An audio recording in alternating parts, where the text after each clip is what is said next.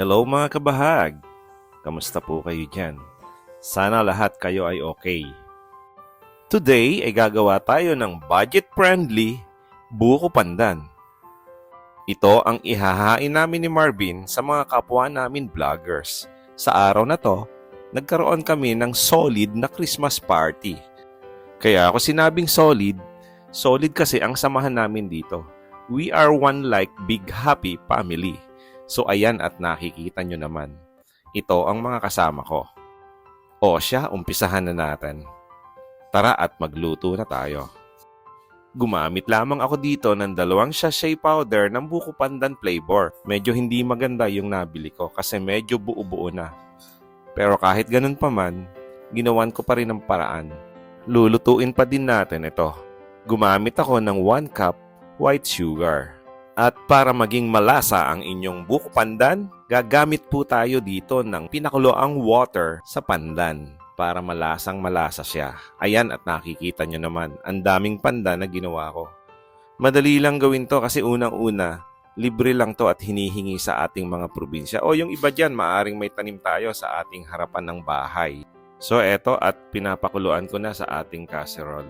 Meron akong technique dito. Pagka ito ay kumulo na, papatayin ko na siya. Isang kulo lamang ang ginagawa ko. And then after that, hahaluin ko ito at pagkatapos, isasalin ko na dito sa 3 Pyrex. So ayan at mainit na mainit pa to kaya mag-ingat po tayo at baka mabuhusan kayo dyan yung inyong mga cutis porcelana na skin. Magkaroon ng mark. Ingatan po natin yon. Ayan at malapit nang matapos. Then after this i-cool down natin ito. Ayan at habang pinaku-cool down naman natin, eto naman si Consi Marvin Almanon, pinaghihiwa ko na ng buko. Ito yung isasahog natin dito sa buko pandan. Medyo kakaiba ito kasi normally, yung mga ginagawa nyong buko pandan, di ba kinakayod nyo siya? So dito, sa pagkakataong ito, hindi namin siya kinakayod. Ang sabi ko kay Consi, hiwain niya lang ng parang diamond, ganon, depende sa inyo, square. Para feel na feel nyo. Kapag kinain nyo to, feel na feel nyo talaga yung pagkabuko niya.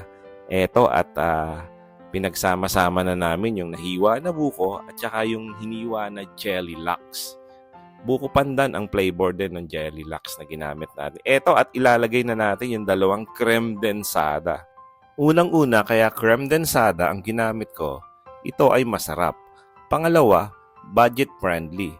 Pero it's up to you guys. Pwede nyo ring lagyan ito ng Nestle's cream.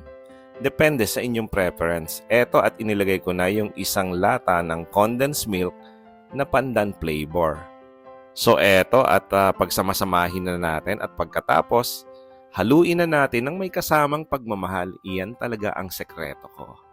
Kailangan damihan nyo ng halong may pagmamahal. So eto at nag-i-enjoy na nga si Consi Marvin. Hinahalo-halo na niya. At ngayon, syempre, the moment of truth. Titikman na to ni Consi. So ayan, napakayami daw. At eto na mga kabahag, ready to serve na ang ating special buko pandan. By the way, pasalamatan muna natin ang aking mother-in-law. Recipe niya kasi yan. So guys, ano pang hinihintay nyo?